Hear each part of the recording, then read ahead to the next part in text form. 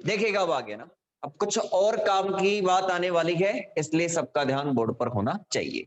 ये तो हमने क्रिया विधि समझा दी। अगर आपके एग्जाम के अंदर 3 नंबर के अंदर क्वेश्चन आता है तो 1.5 नंबर आपका यहां तक कंप्लीट हो जाता है।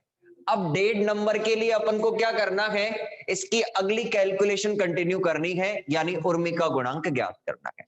अब वो है पूरी की पूरी कैलकुलेशन मैथमेटिकल, लेकिन उसमें भी काफी सारी अच्छी जानकारियां हैं, इसलिए आप लोग सभी बोर्ड पर ध्यान दो। चलो आ जाओ। एक टॉपिक चलता था पहले, फूरिये श्रेणी। आप लोगों ने नहीं पढ़ा, लेकिन आप लोगों ने सुना जरूर होगा। फर्स्ट ईयर के अंदर आप लोगों से कहा था कि ईएम के अंदर भी चलता था फूरिये श्रेणी, और ऑप्टिक्स की बुक के अंदर भी चलता है फूरिये श्रेणी। लेकिन फाइबर ऑप्टिक्स आने की वजह से उस चैप्टर को लास्ट ईयर ही हटाया गया है। उससे पहले फाइबर ऑप्टिक्स नहीं चलती थी, आप लोगों को पता है। तो अब मेरी बात सुनो एक काम की। देखो, वो फूरिये श्रेणी आप लोग नहीं पढ़ के आए हो, ठीक है ना। अब नहीं पढ़ के आए हो तो ये तो है नहीं कि पहले फूरिये श्रेणी पढ़ाया जाए। 3 दिन की क्लास का टॉपिक है पूरा का पूरा, उसके अंदर अर्ध तरंग दिष्टकारी, पूर्ण तरंग दिष्टकारी, काफी सारे टॉपिक है, ठीक है ना। तो सुनो, हमें क्या करना है, 2 रिजल्ट याद रखने पड़ेंगे। अभी हमें यहाँ पे पूर्ण तरंग दिष्टकारी की बात चल रही है ना, तो पूर्ण तरंग दिष्टकारी में जो आउटपुट मिलता है हमें, वो फूरिये श्रेणी से क्या मिलता है वो मैं बोर्ड पे लिखने वाला हूं। तो इस लाइन को आप डायरेक्ट याद रखोगे।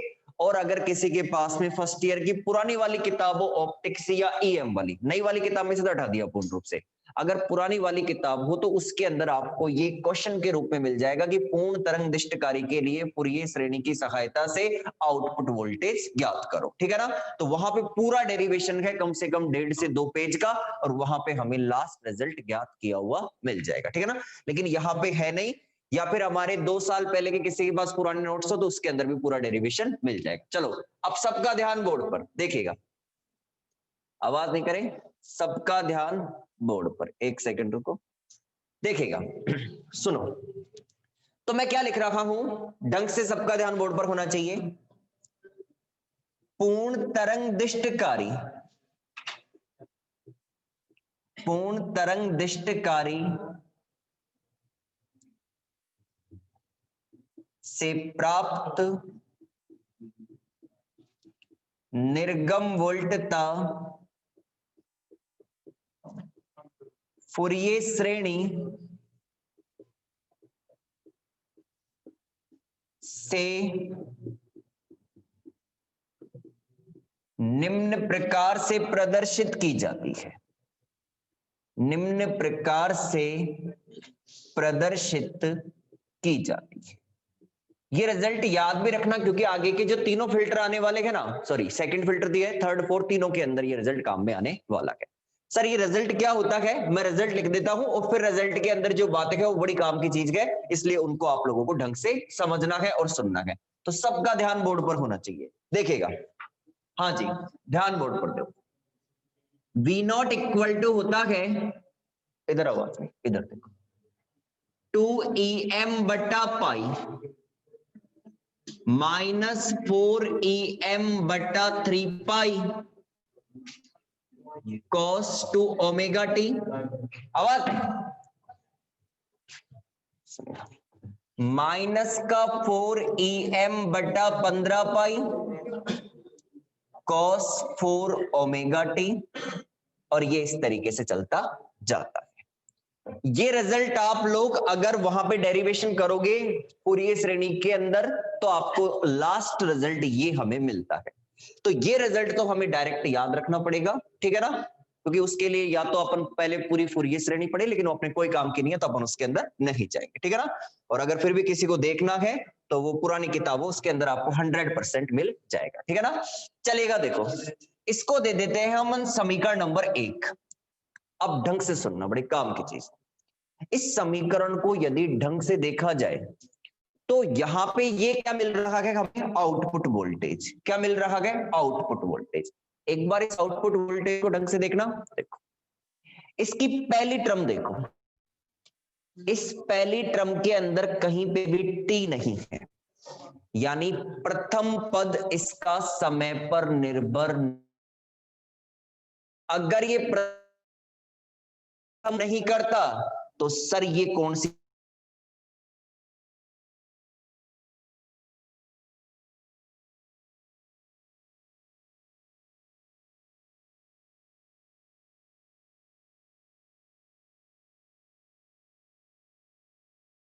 ठीक है ना। आगे फिर आएगा आपके पास में कोस के अंदर ये 2 ओमेगा 4 ओमेगा, इनका मान बढ़ता जाएगा, ठीक है ना। तो ये वाला पद टाइम पे डिपेंड करता है, ये वाला पद भी टाइम पे डिपेंड करता है। तो सर ये कौन सी वोल्टता है? ये है प्रत्यावर्ती वोल्टता। अब डिसाइड करना सबसे बड़ा इंपॉर्टेंट ये है इसके अंदर कि इसको प्रत्यावर्ती वोल्टता मानूं या फिर इसको प्रत्यावर्ती वोल्टता मानूं। दिष्ट वोल्टता का तो सिस्टम क्लियर है कि ये वाली वोल्टता समय पर निर्भर नहीं करती, तो इसका मतलब ये तो क्या हो गया आपका ईडीसी हो गया। लेकिन ये टाइम पे डिपेंड कर रहा है, ये टाइम पे डिपेंड कर रहा है, आगे की जो स्टेप आएंगी वो सारी टाइम पे डिपेंड करने वाली है। तो आखिरकार वो सारे ही प्रत्यावर्ती थोड़ी है। हाँ जी, है तो सारे ही प्रत्यावर्ती, लेकिन इनमें से अपन किसका डिसाइडमेंट करें, और जिसका अपन डिसाइडमेंट कर रहे हैं आखिरकार उसका डिसाइडमेंट हम क्यों कर रहे हैं, यानी उसी को हम मेन प्रत्यावर्ती घटक के तौर पे क्यों ले रहे हैं, वो इंपॉर्टेंट लाइन है। ज्यादातर स्टूडेंट क्या करते हैं, यहाँ पे लाइन काट देते हैं और लिख देते हैं ये तो दिष्ट वोल्टता हो गई, और ये जो सेकंड टर्म है ये हो गई प्रत्यावर्ती वोल्टता, और उसके पीछे का रीजन लिखना छोड़ देते हैं। फिर कहते हैं हमारा तो पूरा क्रियाविधि भी सही है, आंसर भी सही है, 3 नंबर का क्वेश्चन है, लगा लेते हैं 3 में से 3 नंबर। पता पड़ा उसने आधा नंबर तो यहीं पे काट लिया, ठीक है ना। तो वो आधा भी नहीं कटना चाहिए, इसलिए पूरा का पूरा ढंग से ध्यान। वैसे तो देखो राजस्थान विश्वविद्यालय के अंदर कॉपियां ऐसी चेक होती है, ठीक है ना, तो वो कुछ भी नहीं देखता, आधा चाहे से आधा भी उड़ा दो ना इसके अंदर तो भी 3 में से 3 दे देता है। लेकिन अगर सही से कॉपी चेक हो तो फिर उस कंडीशन के अंदर उसको देखो क्या होती है। वैसे तो देखो आधा कट भी जाएगा तो भी तुम्हारे कोई फर्क नहीं पड़ने वाला वो तो मुझे पता है, ठीक है ना। और क्या होता है कि यहाँ हमारी वजह से किसी का आधा नंबर भी नहीं कटना चाहिए, हमारा यही काम, ठीक है ना। चलेगा, अब सुनो, सबके सब ध्यान दो बोर्ड पे। समीकरण 1 का ध्यान देना, सारे के सारे बोर्ड पे। प्रथम पद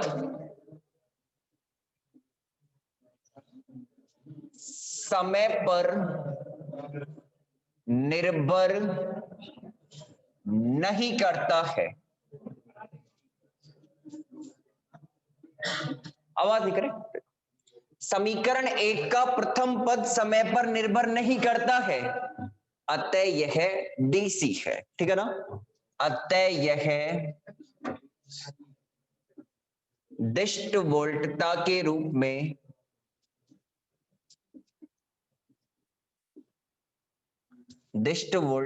रूप में प्रदर्शित किया जाएगा, ठीक है ना। देखो इनके अंदर ज्यादा फालतू के पेज बढ़ते हैं ना, कोई मतलब नहीं, कोई नहीं पढ़ने वाला उन चीजों। काम की सारी चीज पूरी क्लियर होनी चाहिए, और सारा का सारा अपनी लैंग्वेज के अंदर ही लिखा होना चाहिए। अब जैसे मैंने लिखा है, वो जो मैंने समझाया था वही बोल के लिखाया है, वही लिखा है, तो ऐसा कैसा आप लिखोगे तो आपको लिखने में दिक्कत नहीं आएगी। और एक आप क्या करते हो, बुक की लैंग्वेज उठाते हो सीधा का सीधा, तो उसके अंदर तो ये वर्ड लिखे हुए मिलेंगे, सनांदी आवर्ती है, अटपटे वर्ड, कोई सेंस नहीं है इसके, ठीक है ना। चलेगा, तो ये हो गया हमारे पास में ईडीसी। चलो क्या है आपके पास में 2em बट्टा पाई, इसको देते हैं अपन समीकरण नंबर 2। अब सुनो, स्टार्टिंग के अंदर ही कहा था सर कुंडली है तो ईडीसी से तो कोई मतलब नहीं है, आईडीसी ज्ञात होना चाहिए। कुंडली है ना तो आईडीसी ही काम आएगा, उर्मी का गुणांक ज्ञात करने के लिए ईडीसी का यूज यहाँ पे नहीं करेंगे ना। जहां फिल्टर में संधारित्र लगा हुआ है तो वहां पे क्या होता है, वोल्टेज ड्रॉप होता है, तो उर्मी का गुणांक ज्ञात करने के लिए वोल्टेज का अनुपात ही लेते हैं। लेकिन यहाँ पे अपन क्या करेंगे, करंट के रूप में इसे लेंगे। चलो आ जाओ। अब मुद्दा ये है, ईडीसी तो मिल गया, अब हमें ज्ञात करना है सर क्या, आईडीसी। सर कौन सा दिष्टकारी है, पूर्ण तरंग दिष्टकारी। तो याद करो पूर्ण तरंग दिष्टकारी के लिए जब हमने आईडीसी ज्ञात किया था तो फॉर्मूला आया था 2im बट्टा पाई, यही आया था ना 2im बट्टा पाई। चलो देखो, पूर्ण तरंग दिष्टकारी के लिए चलो आईडीसी इक्वल टू होता है 2im बट्टा पाई। चलो तो और आगे चल, ये देखो ये तो माइनस है, फिर डॉट डॉट, क्योंकि आगे सारी टर्म माइनस के अंदर आती है, इसको समीकरण नंबर 1 देते हैं, ठीक है ना।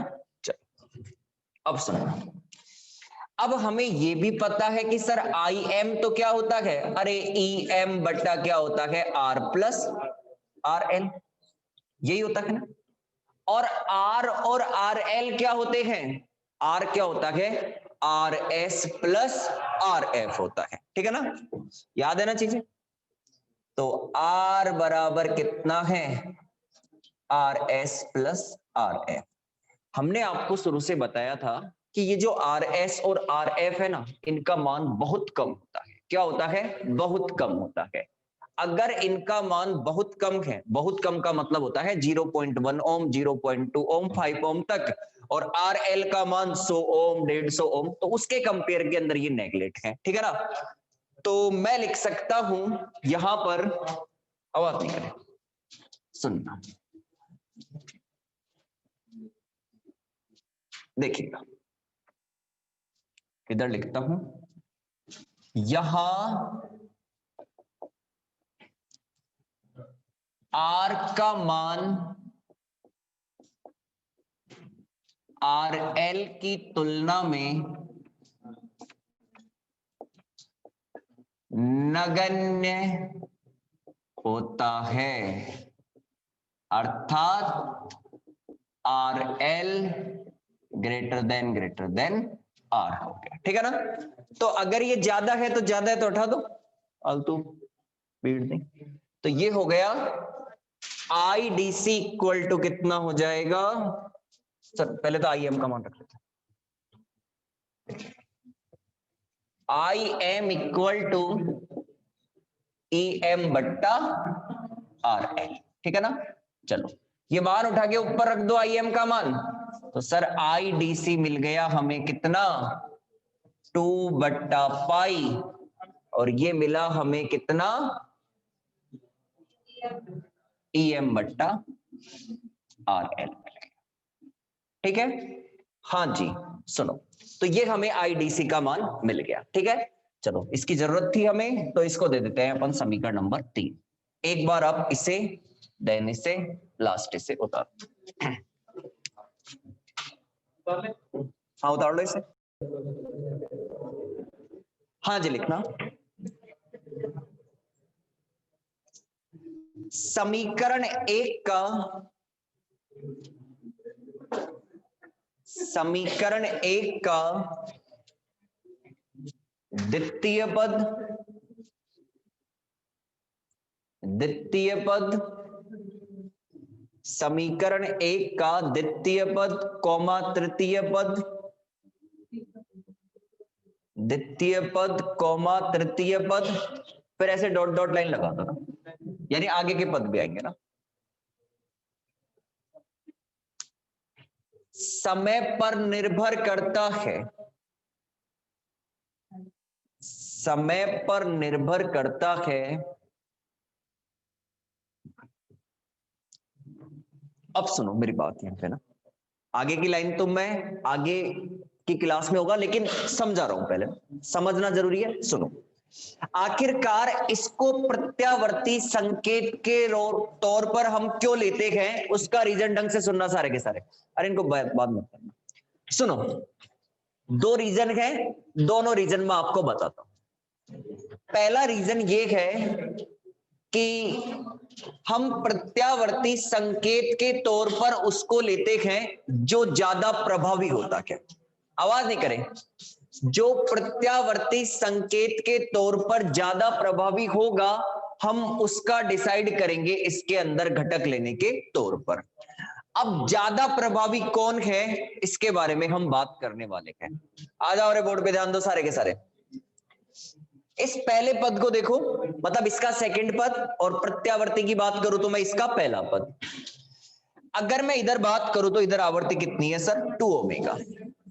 हाँ जी सुनो, इधर आवर्ती कितनी है, 2 ओमेगा, इधर कितनी आवर्ती है, 4 ओमेगा।